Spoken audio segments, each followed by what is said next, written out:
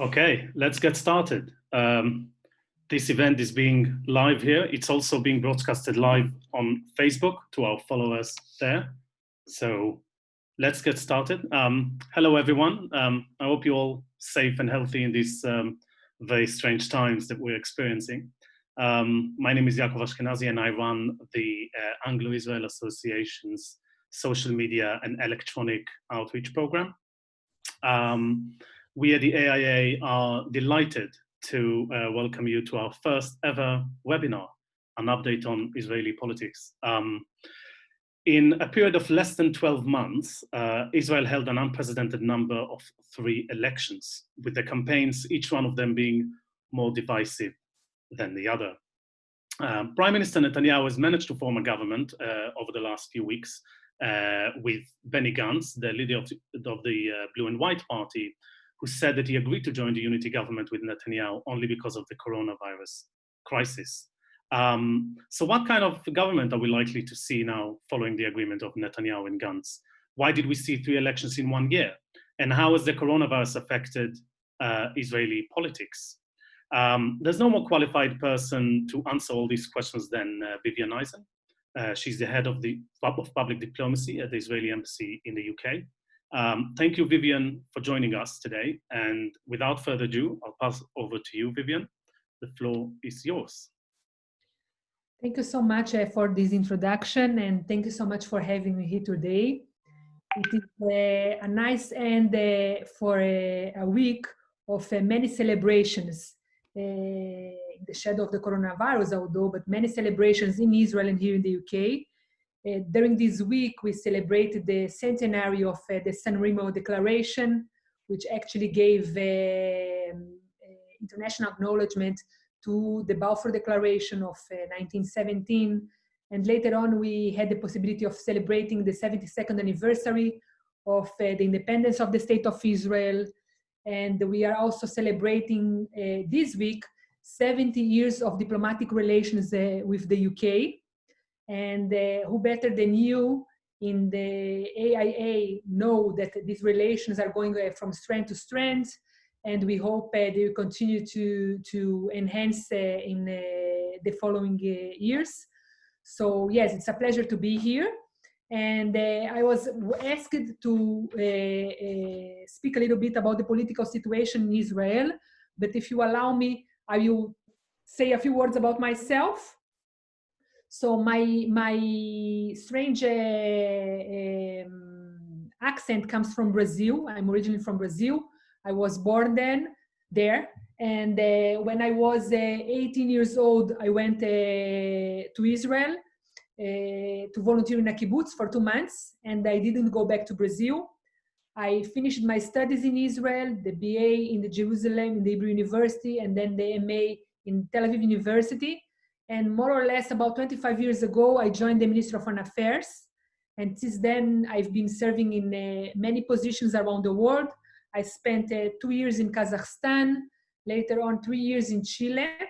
I spent 3 years in Brussels. And this is actually my second time in the UK. I was here between 2008 2013.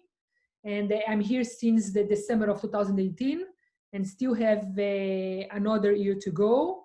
I'm married, have 4 children. One of my children, my older daughter, she lives in Israel. And I'm here in the UK with my children. Yeah, a little bit about the Department of Public Diplomacy in the embassy. Public diplomacy, to differentiate it from the traditional diplomacy, where we are talking about relations between 2 governments. In public diplomacy, we are talking about relations between the Embassy of Israel, government, and the wider society. Is everyone hearing? Yes, Yaakov? Yeah, yes, everyone's hearing. Yes. Good. So actually, my department oversees the relations between the Embassy of Israel and the wider society in the UK. But the wider society is something huge. And in order to work more efficiently with it, we need to separate, divide it into sections. So under my portfolio, we have the relations between the Embassy of Israel and the faith communities in this country, ethnic groups in this country. Of course, you have a very deep relationship with the Jewish community, but then also with Christians of all denominations who are the majority in this country, and Muslims, Hindus, Sikhs, Baha'i, etc. We also are responsible for the social media of the embassy, and we are always trying to show other aspects of the state of Israel that people may not be aware of them because they are not in the headlines. And we try also to bring experts from Israel, to meet experts here in the UK, where we think that Israel has an added value, and where we think that we really can give something else to the UK, or learn something else from the UK. Now about the political situation. I truly hope that after this explanation, you'll be able to understand better the political situation in Israel. It's not always easy. It is very, very complicated, even for the Israelis. So don't show any despair. It's okay. It's fine. I will say also a few words about the COVID-19 in the end. And I assume you have enough time. I hope you have enough time to ask questions after my presentation. So I would like to start going back to 2015, when we had elections to the 20th parliament, to the 20th Knesset. Then Likud was able to secure a majority after the elections, and was able to form a coalition government with parties from the right-wing bloc. And this government was able to hold the power till 2018, for 3 years. In the end of the day, this government was dismantled, mainly because of disagreements between Avigdor Lieberman, who was part of the coalition. He's the leader of Israel Beitenu party. He then was the Minister of Defense, and the Prime Minister, Netanyahu. These two men have a long story of a relationship. It goes many, many years back, with many disagreements on the way. And there were two main issues that they couldn't agree on then in 2018. The first one was about the recruitment of Orthodox youth to the army. This was something very, very important for Avigdor Lieberman, being the Minister of Defense then. He wanted to pass a law in the Knesset, and he couldn't secure a majority for the law that he wanted to pass in the Knesset. The second issue of this agreement was surrounding the amount of force, military force, that Israel needs to use against Hamas in Gaza. Things were warming up in the end of 2018 in Israel. We got many rocket attacks into the south of Israel, and Avigdor Lieberman wanted to start a military operation in Gaza against the Hamas, and Netanyahu hold a more moderate approach, and he wanted to be careful. He didn't want any military operation then, and because of that, Avigdor Lieberman resigned from his position as Minister of Defense, and later on, Israel Beitenu left the coalition, and then Prime Minister Netanyahu needed to go for elections.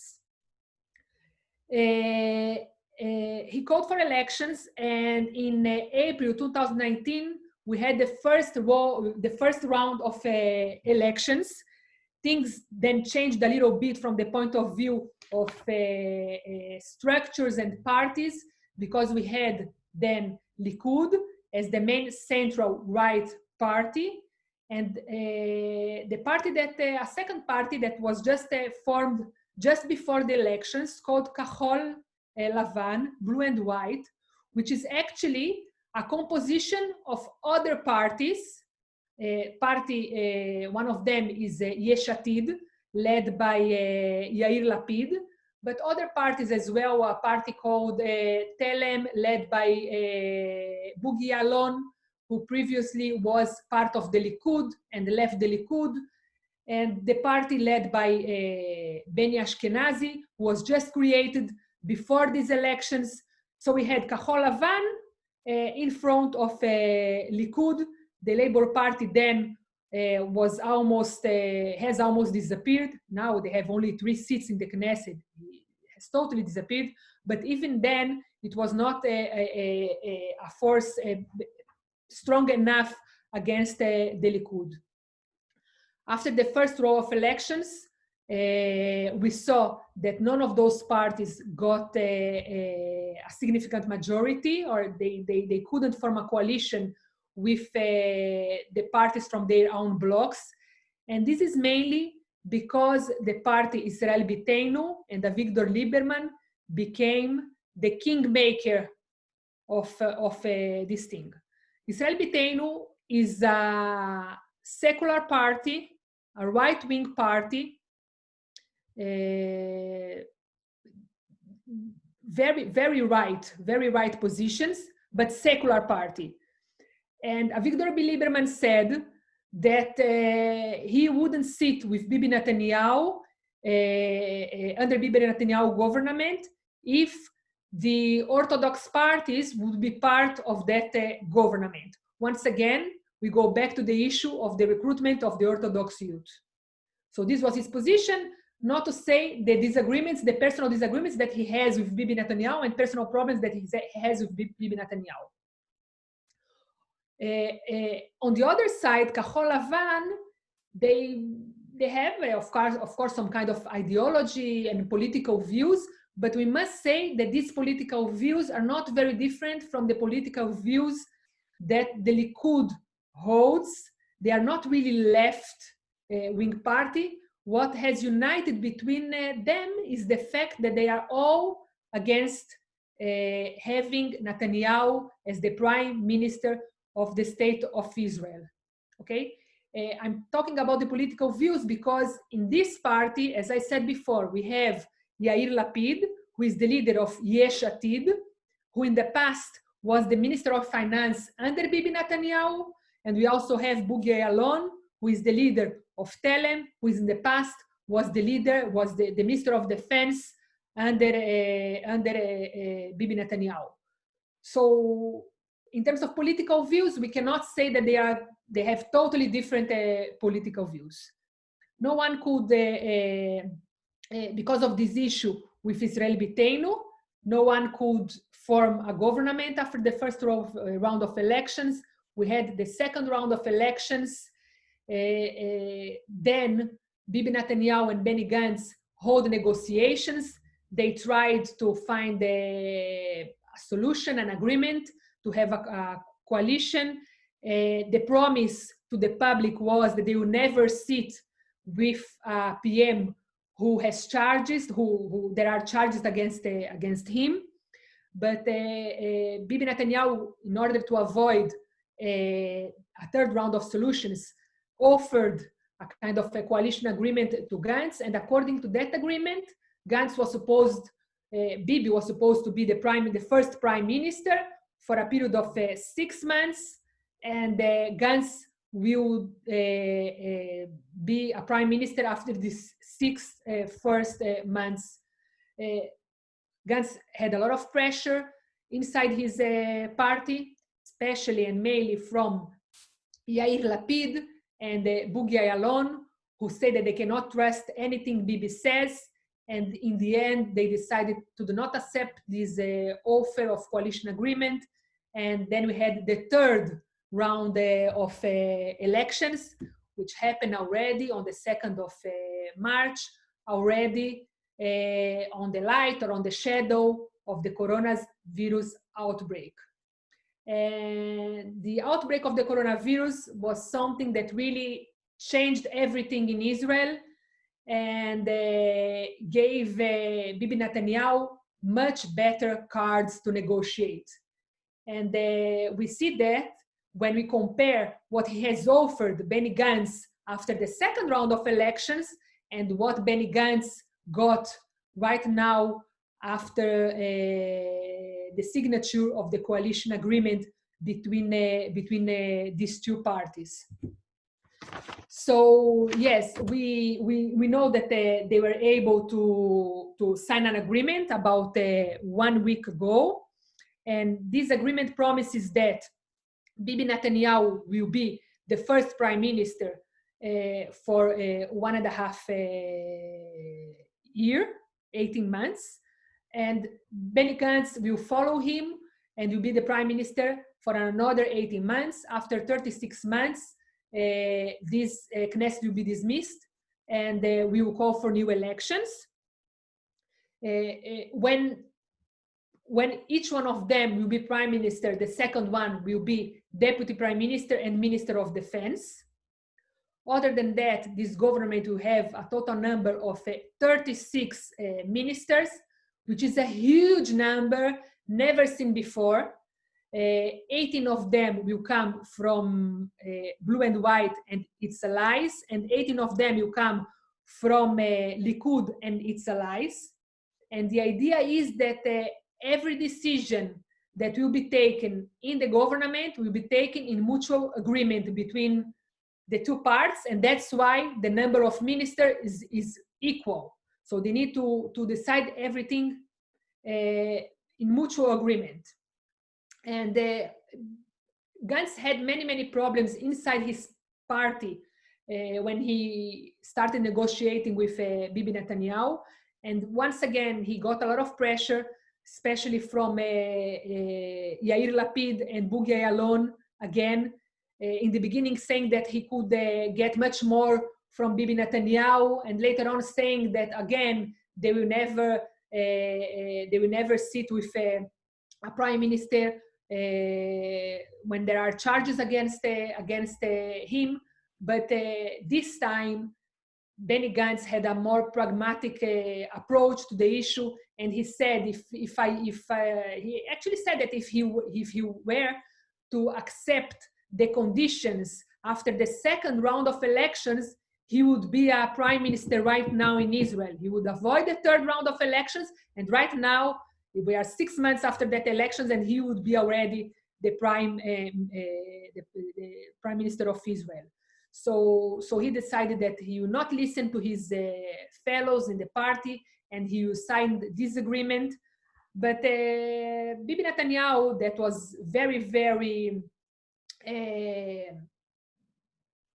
worried about the situation in Israel and calling for this, saying that it's an emergency and we need to have a coalition agreement, a coalition government in order to deal with this coronavirus. In the beginning, we saw that he was looking very much to have this coalition government, but now he is much more relaxed. First of all, because he was able to destroy the only meaningful opposition that was created in Israel for the last decade, that was able actually to confront him. And according to the polls today, we see that if you go to a fourth round of elections, the Likud and Bibi Netanyahu will receive a majority of seats in the Knesset and will be able to form a government. So Bibi is much more relaxed now. According to the Israeli law, after elections, the president is supposed to call each one of the parties that won seats in the Knesset and ask them what is the candidate that they want to support or that they will recommend as a prime minister. And after this round of election, it was clear to the president that 61 members of the parliament, half of the parliament plus one, were ready to support Benny Gantz, 61. But it was clear as well that, and he gave actually the mandate to Benny Gantz to form a coalition. But it was clear as well that Benny Gantz will not be able to form a coalition from those parties that actually compose these 61 members of parliament. 50 members of parliament belong to the Arab Joint List. Another 7 belong to Israel Beiteinu. One on the very far right and the other one on the very far left. As I said, what brought everyone together is just the will to change the Prime Minister of Israel. Once again, as they say, they will never support a Prime Minister where there are charges against him. But when it comes to form a coalition, it was said in the beginning that these are going to be a minority coalition led by Benny Gantz, having Israel Beiteinu maybe in the government, and Meretz, Avoda, Gesher, who are on the left side of the map, left political side of the map, and the Arab Joint List is going to support only from outside. But then, very, very fast, Israel Beiteinu said that they will never take part in a government which is supported by the Arab Joint List. Same thing with Orly Abkassis, who belongs to a party called Gesher, which is a party of one person who made a coalition with just ahead of the elections, an agreement with Avoda and Meretz, and they run together. And also inside Kahol Lavan, at least 2 members of parliament who said that they will never be part of a coalition that has the support of the Arab Joint List. And the problem here with the Arab Joint List is that the Arab Joint List is not a Zionist party. And many people in Israel are concerned about it. Okay, the Arab Joint List, they need to fight for the rights of their public, of the Arab population in Israel, and they are very much for a democratic Israel. But the Jewish character of the state of Israel is something that they cannot accept. They will not accept, and that's why they are not Zionists. And there are concerns, as I said, in the public in Israel and amid the political parties in Israel regarding any kind of collaboration with this party, although the Arabs are citizens of the state of Israel with same rights as everyone else. So when it was clear that he would not be able to form this other coalition, he started conversations with Netanyahu, and he had 3 weeks in order to reach some kind of agreement with Netanyahu. He was unable to reach that agreement. There were many issues of disagreement, and the president extended the period for another couple of days, and still Benny Gantz was unable to reach an agreement.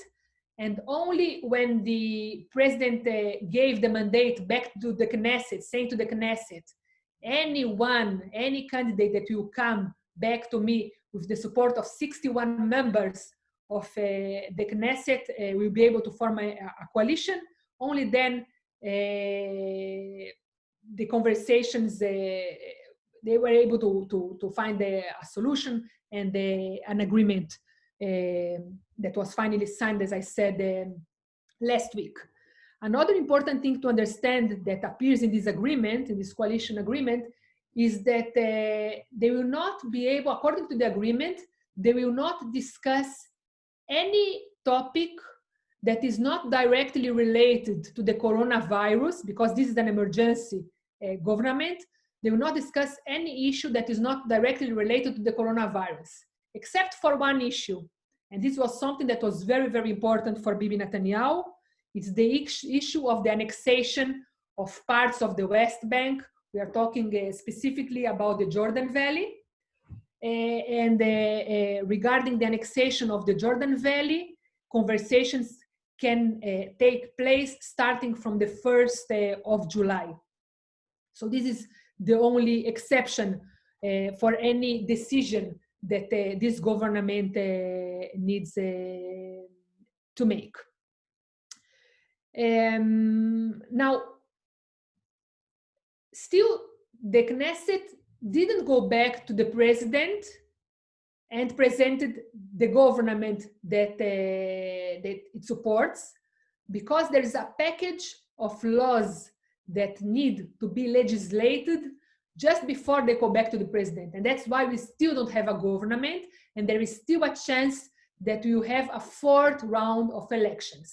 And now, as I said, Bibi is much more relaxed because of the polls, and he doesn't feel very, I don't know, I cannot speak for him, but people say that he doesn't feel very stressed to form immediately the government as he was stressed in the beginning, immediately after the elections and the beginning of the Corona crisis.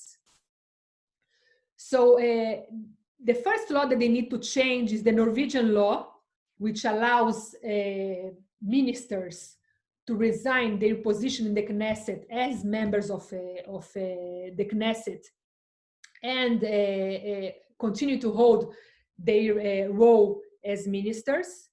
And they can do that in order to have more members of their party, or other members of their party, to fill in their position in the Knesset. And then we have more members from the list with roles in the part in the government and part in the Knesset. But the problem is that, as I explained before, the Blue and White Party is a composition of many, many parties, and the list includes different names of members of different parties. And they want to change the law in order to be able to pick anyone from the list to serve in the parliament. They don't want the next one in the list by the order that the list was presented just before the elections. They want to be able to pick anyone from the list.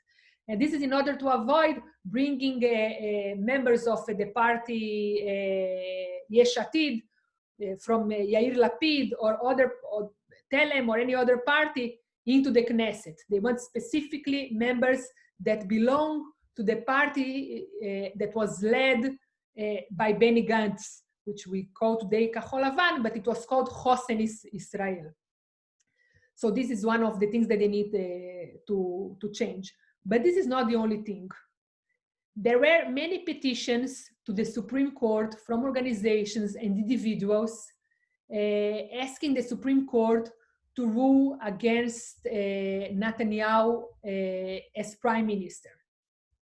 So the Israeli law specifies that if there are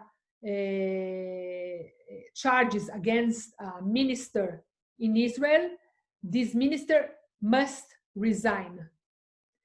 It's not that clear regarding the prime minister. Regarding the prime minister, it's mainly said, we're mainly talking about indictment, but many people believe that the Knesset, when legislated this law, intended also that it will be also valid for the prime minister. And if there are charges against a prime minister, he cannot continue to be a prime minister. And this is for two main reasons.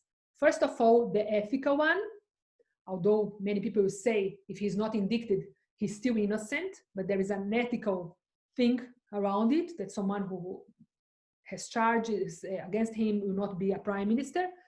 And the second one is the practical one, because people believe that a person who needs to now deal with a trial will not be able to take care, as he needs to take care of the very challenging issues and topics that Israel needs to deal with. So there is this issue in the Supreme Court. And in order to avoid these petitions, and in order to do not allow the Supreme Court to rule against Bibi Netanyahu, they need right now to make many, many changes in the law, and also that will allow Netanyahu later on to be deputy prime minister and minister of defense, because as I said before, if there are charges against a minister, he is not able to, he needs to resign. And Bibi doesn't want to resign. He doesn't want to serve as prime minister. Let's say that now he serves as prime minister. He will need to resign as minister later on when he becomes a deputy prime minister and minister of defense. So before the Knesset changes all these laws, write all these laws and vote for all these laws, they will not go back to the president to present this new government. And there are also now new petitions from individuals and organizations saying that the coalition agreement is not a democratic one, and therefore the Supreme Court needs to cancel that agreement. There are still more or less 1 week to 10 days to go till we reach the end of the 3 weeks since the president gave the Knesset the mandate to form a government. And after, in 10 days from now, the president will need to call for new elections. So we are still waiting to see what happens. Nothing is definite right now. And the Supreme Court will start discussing these petitions this coming Sunday. So yeah, still the situation is very, very unstable. We couldn't say that the situation is stable now, but from the polls we also learn that most of the citizens in Israel are for this kind of coalition agreement in the light of COVID-19. They do believe that Benny Gantz and Bibi Netanyahu need to form a coalition government and to avoid the fourth round of elections. So yes, many people say in Israel that Bibi Netanyahu is a magician and he's always able to overcome every problem. And it looks like this COVID-19 outbreak was just in time for him, for the political point of view. And we really see the difference in cards when he was playing before the second round of elections and the cards that he was playing after the third round of elections were much better than before. And he was in a better situation after the third round of elections just because of the outbreak of the virus. A few words about the virus right now, just a short update. We had 2019 deaths till now in Israel, and we are talking about 16,000 people who were infected out of 9 million that live in Israel, so still a very small amount. We have 170 people in a serious condition, and we have 85 people with ventilators. We have a total amount of 3,000 ventilators in Israel that are used by the general public. It's not only for COVID-19, but there are 3,000 and we have 85 people with ventilators. The numbers have dropped in the last week. Numbers of people infected and numbers of people with ventilators have dropped, what gave us the possibility of lifting some of the social distancing measures that were put in place about 1 month ago. I can talk later about it if you'd like to ask a question about it, but I would like to focus a little bit on the cooperation between the State of Israel or the Israeli government with the PA around COVID-19, outbreak of COVID-19 in the Palestinian Authority and in Gaza. So Israel has been praised by the UN, something that doesn't happen very often for this cooperation. Israel has been providing equipment for the PA and for Gaza. We are talking about PPE, test kits, disinfectant, and then medical equipment in general. Israel has been training medical teams from the PE and also from Gaza. It has assisted the PA in the preparation of hospitals and clinics, and has assisted as well in producing and distributing information to the population in the PA. PA and Hamas couldn't agree about and couldn't cooperate about anything related to the coronavirus, and Israel needed to be in touch with the WHO. Israel doesn't cooperate with the Hamas. We know that the Hamas is a terror organization, and Israel normally doesn't cooperate with the Hamas. So in Gaza is everything been done with the support of the WHO and with them being intermediaries on that. But yes, many people today from both sides ask how it become that in times of crisis we are able to work together and we see such a good level of cooperation between the PA and between Israel. And I do hope, and we don't see this level of cooperation in normal times, how it become that we never see this level of cooperation. And I do hope that this COVID-19 will give opportunities for the relations to warm up a little bit, and we will be able to reopen negotiations with the PA in order to solve this conflict. And I would also like to mention that although we see a lot of cooperation, we shouldn't forget that there are still many elements in the PA and in Gaza that continue to hold to conspiracy theories, saying that Israel on purpose spread the virus in the Palestinian Authority and in Gaza in order to kill Palestinians. This is a kind of this is the oldest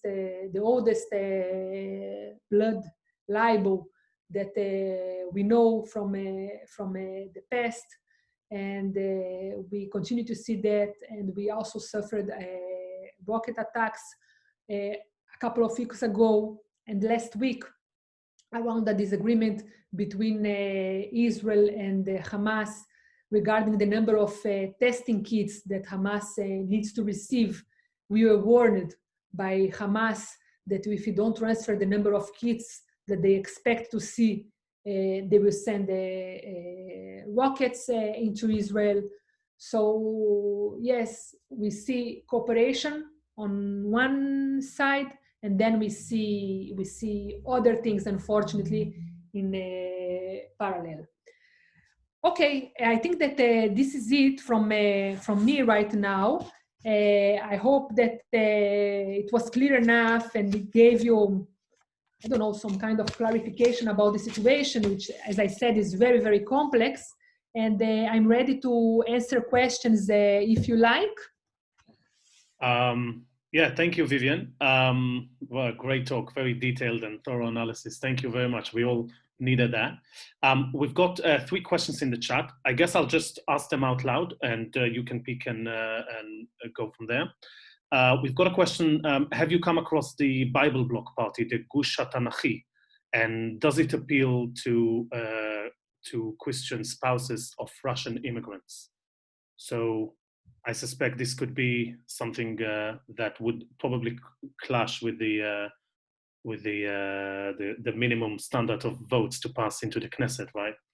Another question that was asked is, how likely is the annexation of parts of the West Bank, and does it have public support? A third question is, it's said that the court has too much sway and that this isn't their remit. The debates between the right and the left about the Supreme Court in Israel. And some say that the court is indeed trying to take Benjamin Netanyahu down. So this question is probably asking for your input on that. These are the three questions. Thank you so much. So I didn't come across this party, but there were more than 50 parties participating in the elections, very, very small parts. And as you said, Yaakov, they probably didn't reach the minimal of 3%, which is 4 seats in order to be in this Knesset. So no, I never heard of them. I don't know this party. But there are many other parties that I'm not aware of, so I'm sorry I cannot give any information on that one. Regarding the annexation, so the annexation is a very delicate issue. The Jordan Valley, I hope you all remember that when we signed the Oslo agreements, when Rabin signed the Oslo agreements, more than, we say in 1994, right?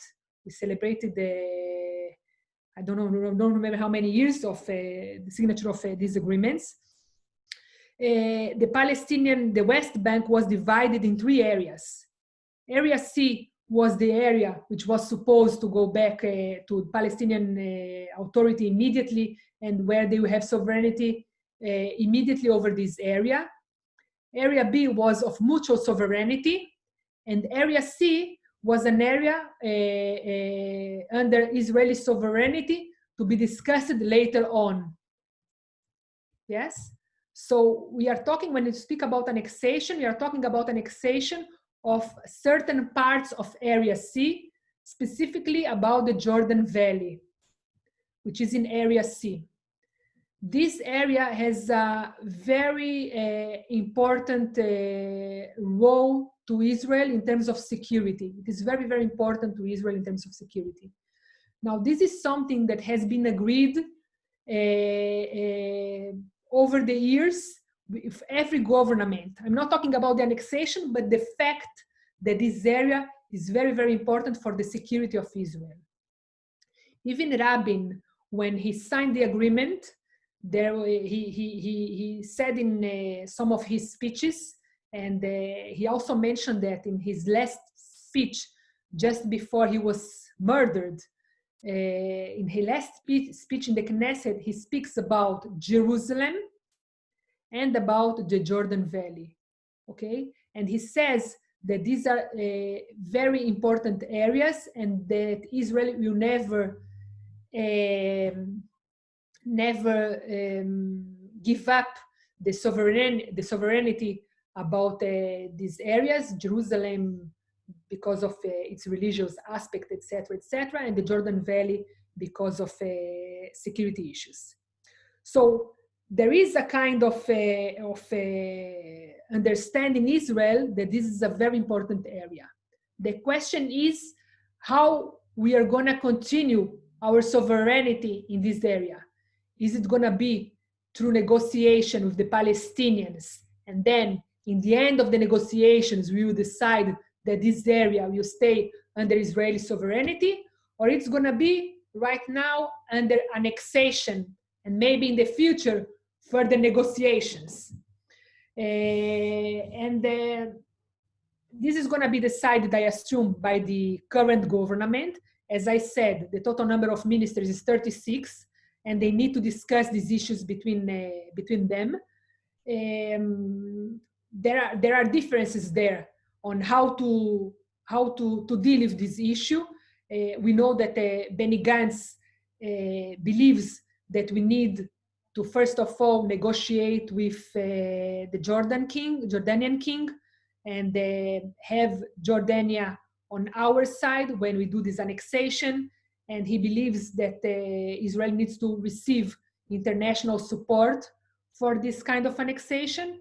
And Bibi Netanyahu believes that we need maybe only the American support for the annexation, which it looks like we have it already. So I believe that these things will be discussed in the government, and they will be able to decide. But in Israel, in the public opinion in Israel, as I said, many people understand the security aspect of the Jordan Valley, but not everyone agrees on the way. The opinion is not homogenic on that one. And there are still people in Israel that believe that if you negotiate with the Palestinians and we can secure our security or under negotiation and under agreement with the Palestinians, we don't need the Jordan Valley. And the third one was about the Supreme Court. The third question was about the Supreme Court. And we were not sure that the Supreme Court was ready to have any kind of a discussion around the fact, discussion to check if Bibi Netanyahu can continue to serve as prime minister or not. During the previous rounds of elections, there were already petitions to the Supreme Court, and the Supreme Court has avoided any discussion saying that still the question is not relevant because he's still not, he couldn't form a coalition, so the question is still not relevant. They're not going to discuss something that is not relevant, something theoretical. But now that it became practical, they decided that they are going to discuss that. They're going to really judge that. Bibi Netanyahu was asked to send his view of the situation, and also Mandelblit, the general attorney, was asked to send his view on the situation. And the discussion in the Supreme Court will start already on Sunday. So we see that they are going to discuss that. Yeah.